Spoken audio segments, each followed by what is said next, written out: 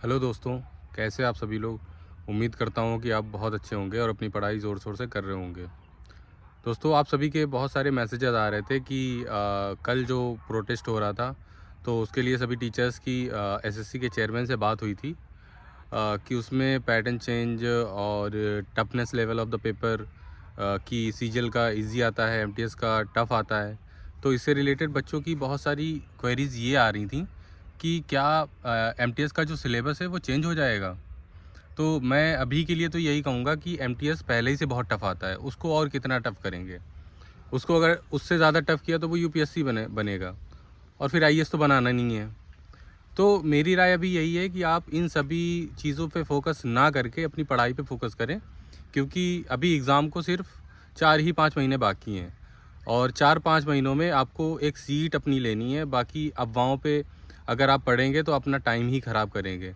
आप सिर्फ अपनी पढ़ाई पे फोकस करिए और अच्छे से अपने जो पुराना सिलेबस है उसी के अकॉर्डिंग अपनी पढ़ाई करिए। कोई भी कुछ भी चेंज होने वाला नहीं है और चेंज अगर कुछ हुआ तो वो सीजीएल में होगा, क्योंकि एमटीएस अपने अकॉर्डिंग लेवल से ऊपर है। सीजीएल को थोड़ा सा ज़रूरी है कि उसको थोड़ा सा सही करा जाए, क्योंकि उसमें कई बार ये होता है कि एमटीएस से भी आसान क्वेश्चन बहुत सारे आ जाते हैं उसमें। 60-70% बहुत ज़्यादा आसान आ जाते हैं और अगर देखा जाए एमटीएस को तो वो बहुत ज़्यादा टफ आते हैं।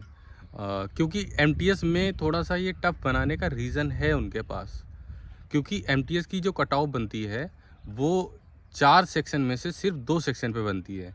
जैसे कि आपको पता ही है कि मैथ और रीजनिंग इसमें क्वालिफाइंग होता है।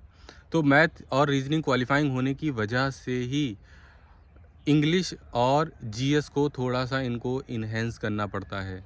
रीज़न इज़ बीइंग दैट कि अगर वो लोग जीएस को या इंग्लिश को दोनों को थोड़ा सा भी अगर एमटीएस लेवल का बना देंगे, तो कहीं ऐसा ना हो कि जितनी वैकेंसी दे रहे हैं उससे ज़्यादा बच्चों के 150 में से 150 आ जाएं। ठीक है, आप बात समझ पा रहे हैं ना मेरी। रीज़न उसके पीछे का यही है कि बहुत सारे बच्चों को कैसे बाहर करें, ना कि वो सेलेक्ट करें। पेपर का मतलब ये होता है इसमें।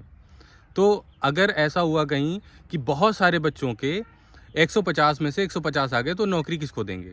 2-4 हज़ार अगर वैकेंसी आती हैं और 6,000 लोगों के 150 में से 150 हो गए, तो नौकरी किसको मिलेगी। वो तो हर कोई खड़ा हो जाएगा फिर कोर्ट के सामने कि सर मैं इससे ज़्यादा क्या ही परफॉर्म कर सकता था, 150 में से 150 तो ला ही सकता था, इससे ज़्यादा क्या नंबर लाता और मुझे नौकरी भी नहीं मिल रही है। तो आप इन सभी अफवाहों में ना पड़ें और अपनी तैयारी कंटिन्यू रखें। और इसके बाद मैं एक इंग्लिश स्ट्रेटजी की वीडियो लाने वाला हूँ, तो आप सभी लोग उसको देखें और अपने उसमें अगर आपको लगता है कि उसमें कुछ और चीज़ें आपको चाहिए तो कमेंट करें और अपनी पढ़ाई जारी रखें। Okay, thank you.